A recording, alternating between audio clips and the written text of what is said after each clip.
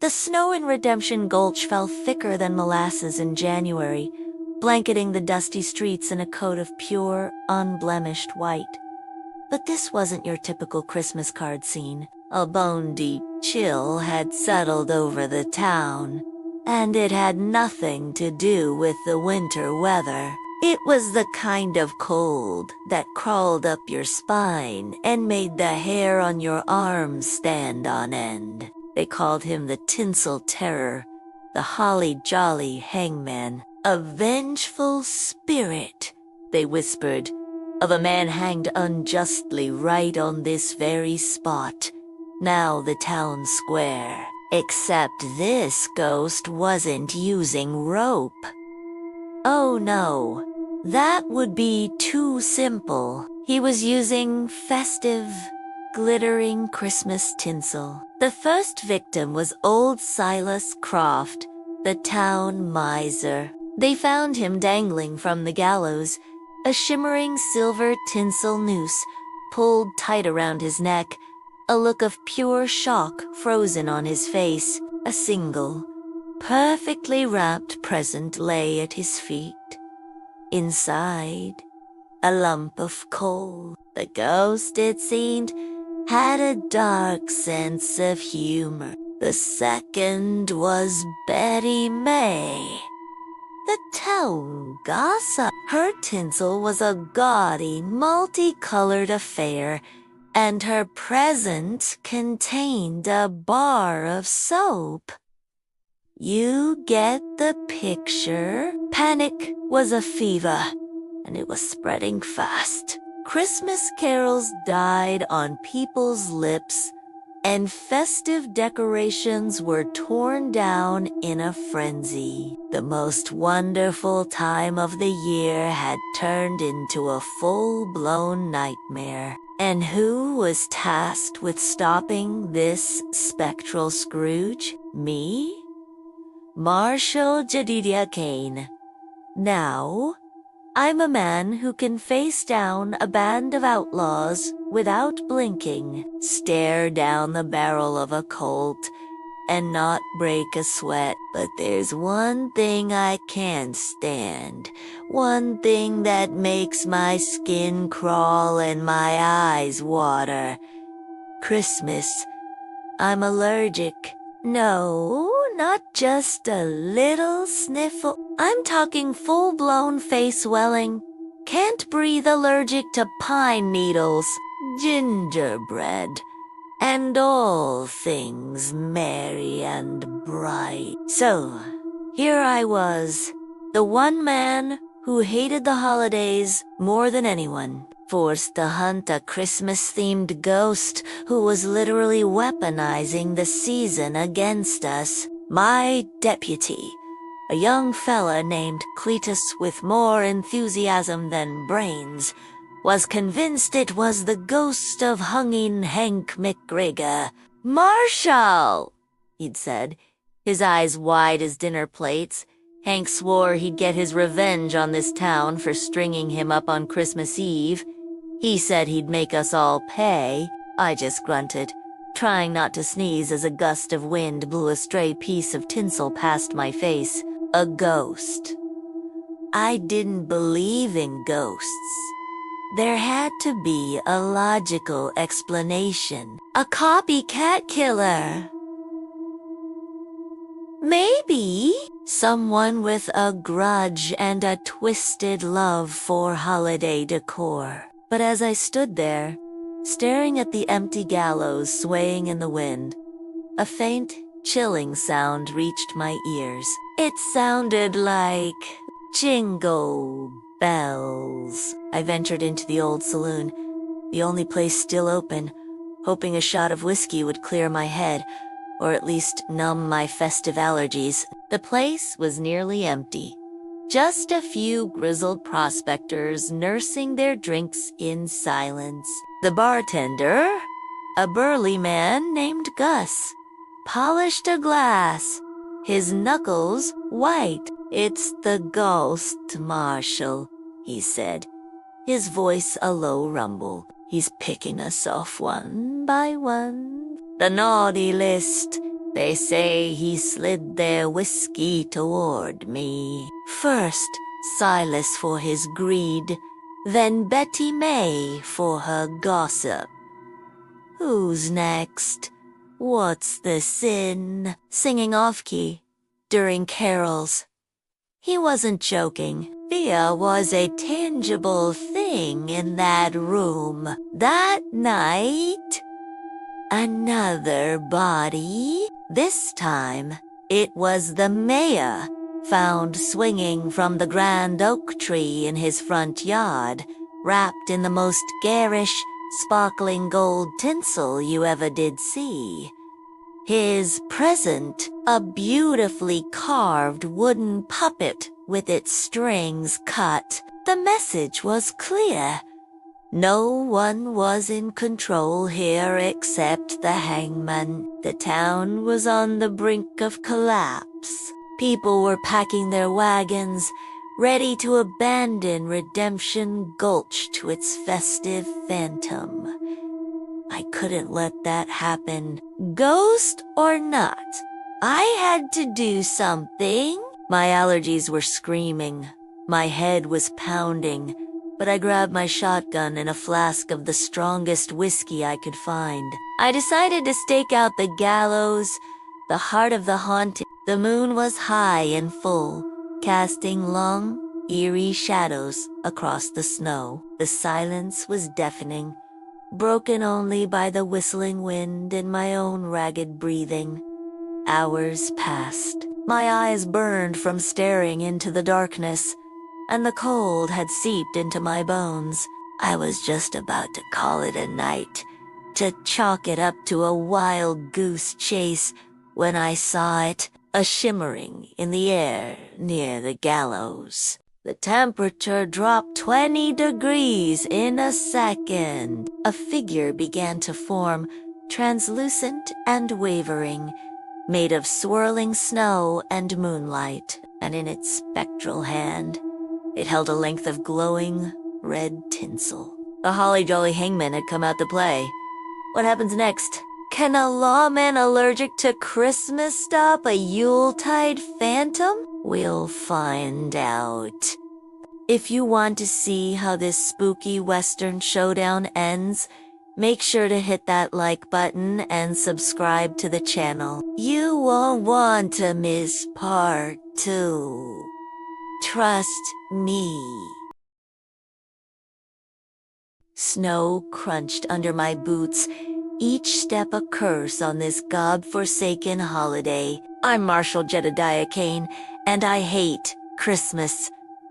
The lights, the songs, the forced cheer, it all turns my stomach. But this year, my usual holiday grumpiness had been replaced by something colder, something deadlier. This year, the Yuletide brought a hangman. It started a week ago. Old Man Hemlock, the town's resident miser, was found swinging from the gallows, not with a rope, but with a shimmering strand of silver tinsel pulled so tight it had nearly taken his head off. The next morning, it was Betty Gable, the baker's wife, famous for her fruitcakes that could double as doorstops. Same story, dangling from the gallows, choked by festive, glittering garland. Panic, thick and cloying as cheap eggnog, settled over the town of Dust Devil Creek. Folks started blaming each other, old grudges flaring up like fireplace embers. But I knew this wasn't the work of any living person. The knots were too perfect, the tinsel too deliberate. No, this was the work of a ghost. The old town gallows, a skeletal silhouette against the blood-red sunsets, had a history decades ago. A drifter named Silas, Silent Nycroft, was hanged there on Christmas Eve for a crime he swore he did uncommit. They said his last words were a vow to return and bring a real Christmas reckoning to Dust Devil Creek. Looks like old Silas was a man of his word, even in death. So here I was, trudging through the snow toward the gallows, my trusty Colt Peacemaker heavy on my hip and a crippling case of the sneezes coming on. Turns out, I'm allergic to pine and tinsel, and pretty much everything related to this blasted holiday. Every time I got near the crime scene, my eyes watered and I sneezed so hard I nearly shot my own foot off. This vengeful spirit wasn't just a killer. He was a walking, or I guess floating, allergy attack.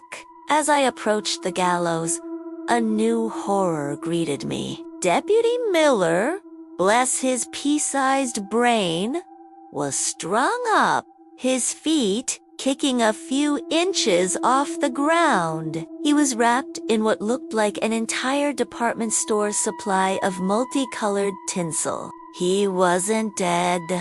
Not yet. His eyes were wide with terror, gurgling sounds escaping his throat. Above him, shimmering in the moonlight, was a figure. It was translucent, dressed in old-timey prison stripes and humming a horribly off-key version of Deck the Halls.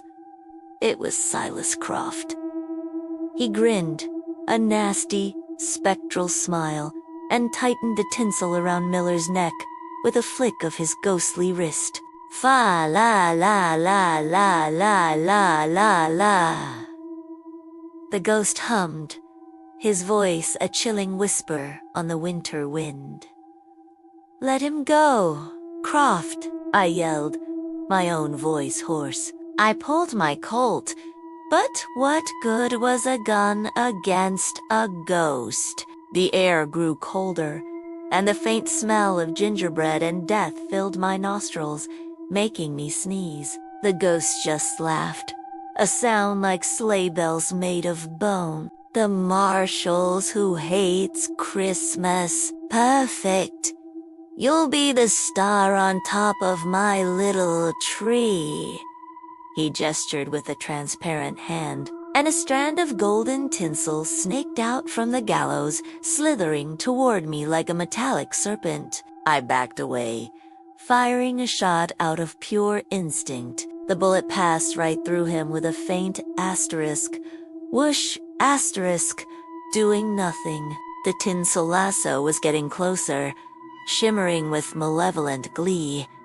I was out of ideas and running out of time. Deputy Miller was turning a festive shade of blue, and I was about to become the next human ornament on this nightmare Christmas tree. This wasn't just a haunting. It was a holiday-themed horror show, and I was the unwilling main event. I had to find a way to stop this Christmas-grazed phantom before he turned Yuletide into Doomsdaytide for everyone in Dust Devil Creek. But how do you fight a ghost who weaponizes holiday cheer? My allergy to Christmas was about to be the least of my problems. To find out how I get out of this tinsel trap and if Deputy Miller survives, you'll have to stick around. Like and subscribe so you don't miss part 3 of Holly Jolly Hangman. You won't want to miss what happens next. The wind bit hard that December night, howling through the dusty streets of Salvation Gulch like a choir of damned souls. But it wasn't the cold that froze my blood. It was the laughter, a high, chilling cackle that echoed from the town gallows, a place no sane person went after sundown, especially not since the hanging started. This was the third one. Old Man Hemlock, the town baker, found swinging from the gallows beam. But this wasn't any ordinary rope. No, this was a shimmering, festive strand of Christmas tinsel, pulled so tight it had nearly taken his head off. The killer, or whatever it was, had left his calling card again. They were calling him the Holly Jolly Hangman, a name that sounded ridiculous until you saw his handiwork. The townsfolk were spooked, locking their doors and shuttering their windows, the usual Christmas cheer replaced by a thick, suffocating dread. As town marshal, it was my job to sort this out. Problem was, I'm allergic to the holidays, not just a little sniffle. I'm talking full blown ice welly. Can't breathe. Me nose allergic to pine, cinnamon, and the general forced merriment of the season. And now my greatest enemy, holiday cheer, was being used as a murder weapon. The irony was so thick you could cut it with a candy cane. My deputy, a young buck named Billy, was paler than a fresh snowfall. Marshal, you think it's him.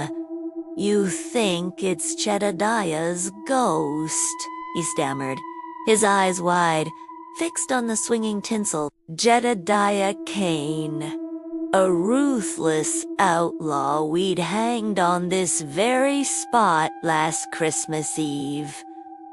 He'd sworn vengeance with his last breath, promising to return and decorate the gallows with the necks of everyone who'd wronged him.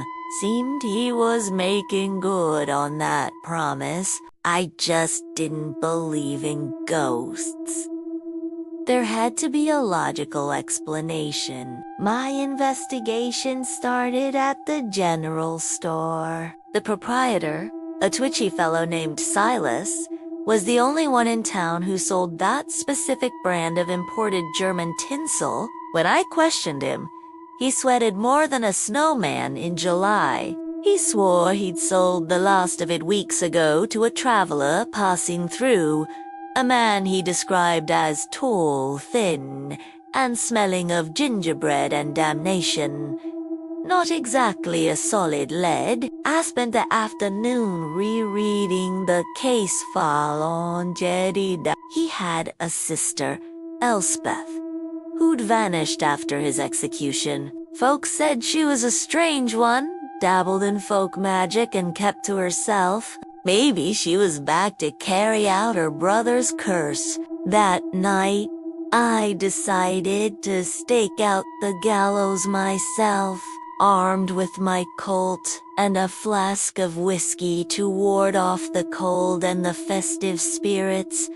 I hid in the shadows of the blacksmith's forge. The moon was high and bright, casting long skeletal shadows. The only sound was the creaking of the gallows in the wind, and a faint sound of carolers somewhere in town, their joyful songs sounding like a funeral dirge in the oppressive silence. Hours passed. My allergy was starting to act up, probably from some hidden wreath nearby. My eyes watered, my nose was running, and a sneeze was building that could wake the dead.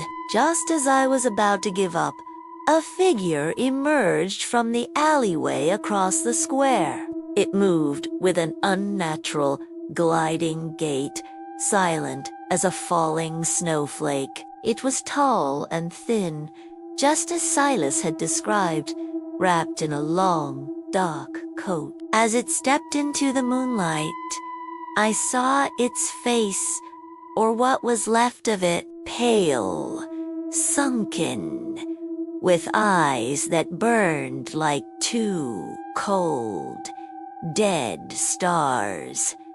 It was him. It was Jedediah Kane. He carried a shimmering coil of tinsel over his shoulder, My heart hammered against my ribs. This was impossible. I'd seen him hang. I'd seen the undertaker bury him. The ghost, or whatever it was, drifted towards the gallows, its head tilted as if listening to a song only it could hear. It began to hum, a distorted, off-key version of Deck the Halls. The air grew colder, and a fog, smelling faintly of pine and decay, rolled in. It reached the base of the gallows and began to fashion another tinsel noose, its movements slow and deliberate. This was it. I had to act, ghosts or no ghosts. My job was to protect this town. But as I raised my pistol, my hand shaking, the figure turned its head and looked directly at me. It smiled, a wide, impossible grin, and my sneeze finally erupted. A thunderous, allergy-fueled blast that shattered the night's silence. Jedediah's head snapped in my direction, his burning eyes locking onto mine. He wasn't a ghost, he was hunting. And now, he was hunting me.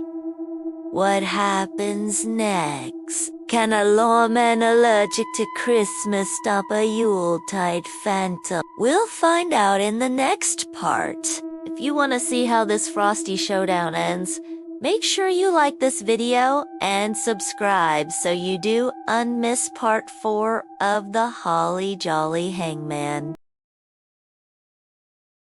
Howdy folks, and welcome back to the dusty, haunted trails of the Weird West. You've been with us through thick and thin, and now it's time for the final chapter of our tale. Holly Jolly Hangman, Part 4. The story so far has been a real whirlwind of holiday horror, hasn't it? We've seen Marshal Jebediah Stone, a man who'd rather wrestle a grizzly bear than hang a string of popcorn, get tangled up in the creepiest Christmas curse. This side of the Mississippi, the ghost of O.L. Silas Croft, the Grinch who stole more than just Christmas, has been turning our quiet town into his own personal haunting ground. He's not using rope, no sir. He's using festive, sparkly, and deadly Christmas tinsel. We've seen shadows move where they shouldn't.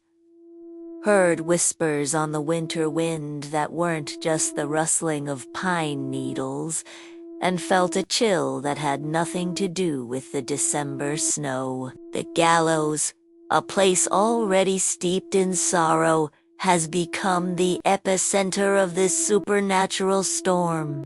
Last time we left Marshal Stone in a real pickle. He'd just survived a close call in the general store, where a string of tinsel tried to gift wrap him 6 feet under. He's realized this isn't just some prank or a series of unfortunate accidents. He's dealing with a genuine, vengeful spirit with a flair for festive fatalities. And the worst part, the townsfolk are getting spookier than the ghosts. They're seeing Silas everywhere in the reflection of a bauble, in the flicker of a candle flame. Panic is spreading faster than a saloon rumor.